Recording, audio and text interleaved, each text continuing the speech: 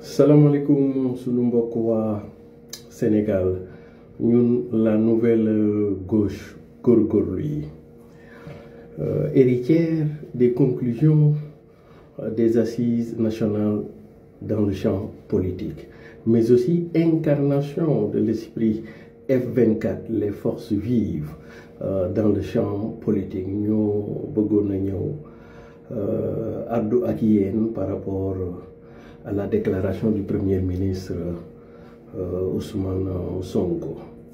Man Siré Sy à l'époque bi ñu nekkee ci opposition bi man ma daan wax ne Ousmane Sonko à la différence de ñun ñeneen leader politique yi ñun dañuy làkk wolof waaye Ousmane Sonko moom dafay làkk sénégalais.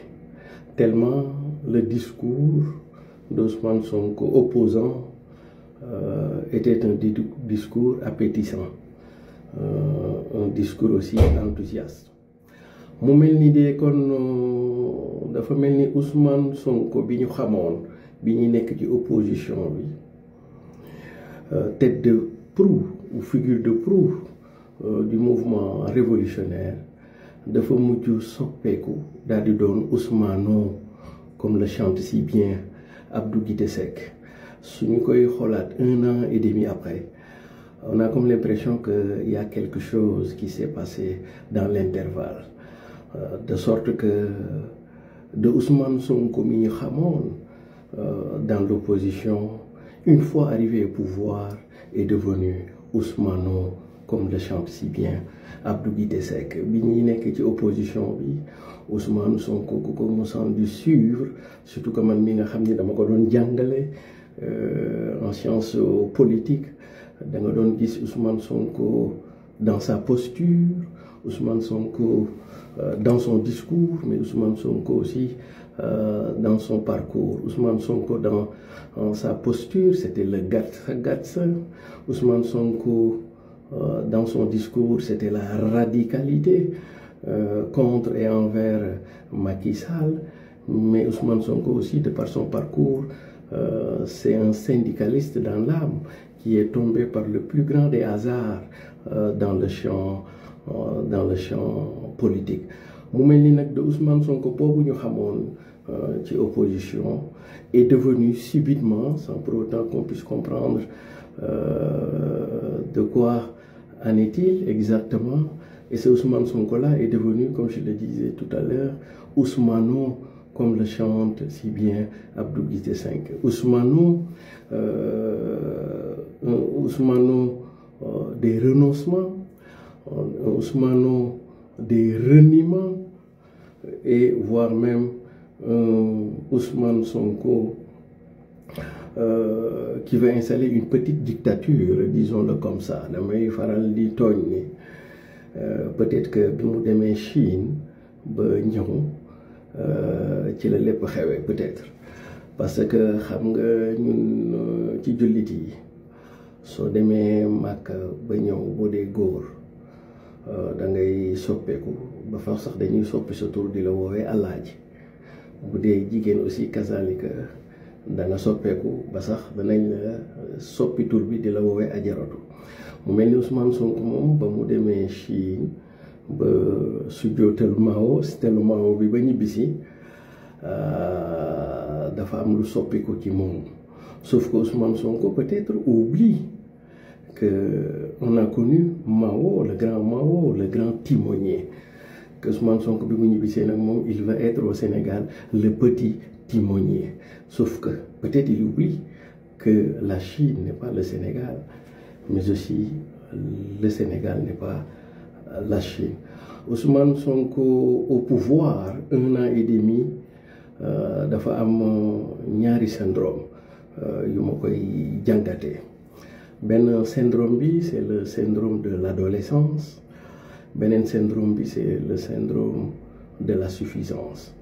Le syndrome de l'adolescence, bon la ko doon jox exemple mooy koo xam ni finalement yow duñ xamatuñu loo bëgg, yow sax sa wàllu bopp xamoo loo bëgg, parce que Ousmane Sonko Diomaye a fait de lui un super premier ministre. Sénégal mon premier ministre na jaam mais Diomaye lui a donné tous les pouvoirs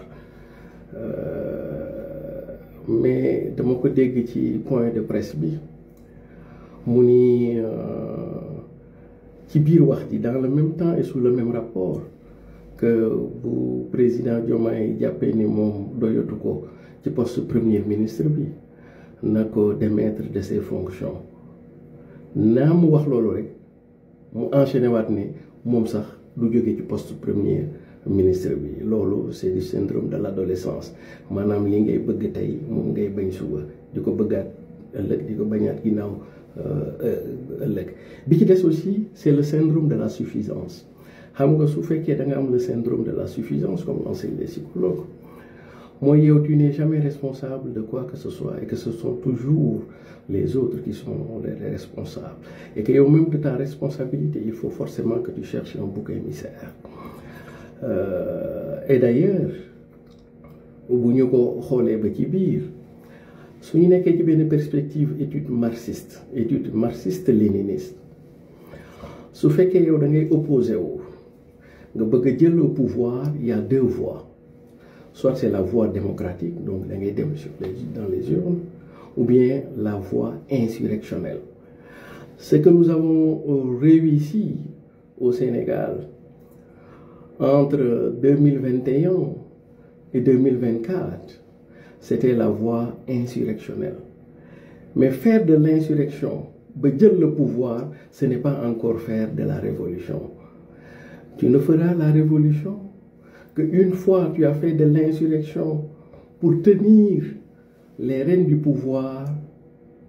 Faire la révolution maintenant devient la capacité que tu as pour transformer le vécu de tes populations, pour améliorer à la fois leurs conditions économiques et sociales.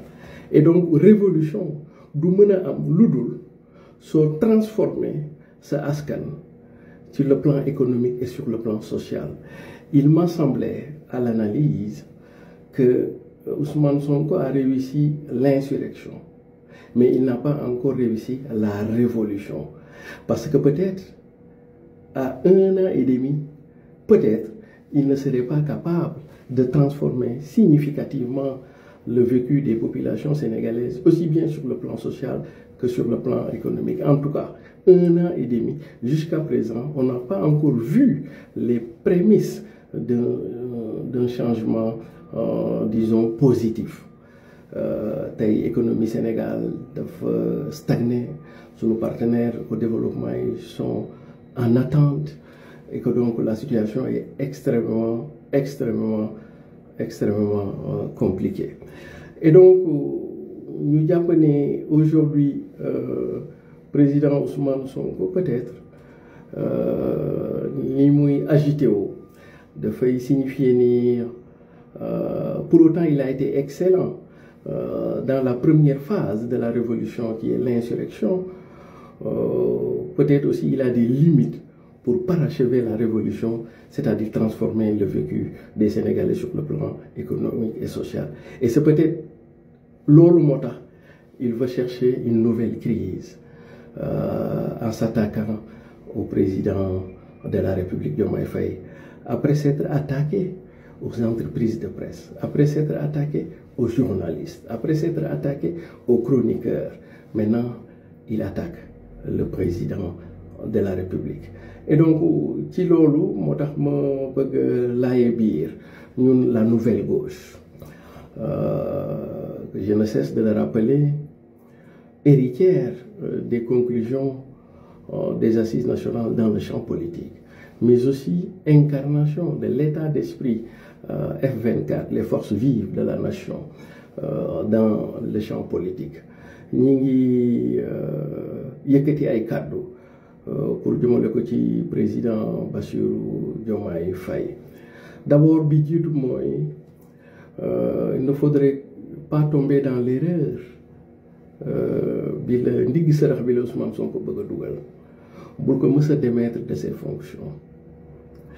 Parce que peut-être bu ma ko dégloo mu wax daf la bëgg a dugal ci ndigg sërëx mooy bis boo ko démettre de ses fonctions mu ne voilà j'ai voulu faire la rupture président bi bañ moo tax ñu jëlee ma fa et en ce moment il pourrait y avoir une crise disons politique et institutionnelle parce que su demee Assemblée nationale il peut être tenté de bloquer le pays loolu mooy première chose. Deuxième chose pour le président Diomaye, vous avez deux possibilités. La première possibilité, si vous estimez que ces relations personnelles yi nga am ak Ousmane Sonko sont au-dessus du Sénégal moo féete kaw Sénégal ñun la nouvelle gauche ñu ngi lay te bëgg nga préserver relation yi te bëgguloo mu yàqu te bëggoo politique yàqu ko ñun ñu ngi lay ñaan nga démissionner ñu organiser waat ay élections. Par contre su fekkee jàpp nga ni yow Sénégal bi la fal est au-dessus des relations personnelles que bi nga am ak Ousmane Sonko boobu continue soit et ne cesse jamais d'être ce que tu es, c'est-à-dire le président de la République du Sénégal qui est au-dessus de la mêlée. Un président des Sénégalais qui l'ont élu, mais aussi un président des Sénégalais qui ne l'ont pas élu. Je veux dire le président de tous les Sénégalais. Loolu de soo ko defee bàyyi Ousmane Sonko jox ko les pouvoirs bàyyi ko mu dawal yow nga continuer doon li nga doon c'est-à-dire clé de voûte des institutions jël de l'élévation de l'altitude et de la hauteur doo ci wéet mukk parce que tu peux toujours compter sur la coalition Diomaye. J'en ai discuté avec plusieurs d'ailleurs. Nous sommes au nombre d'à peu près 200 voire même 250 presque de partis et de mouvements. La majeure partie vous soutiennent dans la posture républicaine bi nga jël. En tout cas bis boo dëggalee sa bopp tu pourras compter par avec la coalition Diomaye ñooñu la faloon en 2024 mu mel ni comme si Ousmane Sonko dans sa réflexion daf la bëggoon écarter ak coalition Diomaye pour gën la mën a téye président fi may daanelee rek mooy au cas où Ousmane Sonko démissionne de son propre chef. Sénégal amuñu problème politique Sénégal amuñu problème institutionnel le Sénégal problème économique la am maa ngi lay souffler à l'oreille bis bu Ousmane Sonko demoon ba démissionner pour le poste de premier ministre à même de pouvoir relever les défis économiques à même de pouvoir nous réconcilier avec nos partenaires techniques et financiers maa ngi lay souffler à l'oreille le nom du professeur Arona Coumba Ndoffène Diouf. Je vous remercie.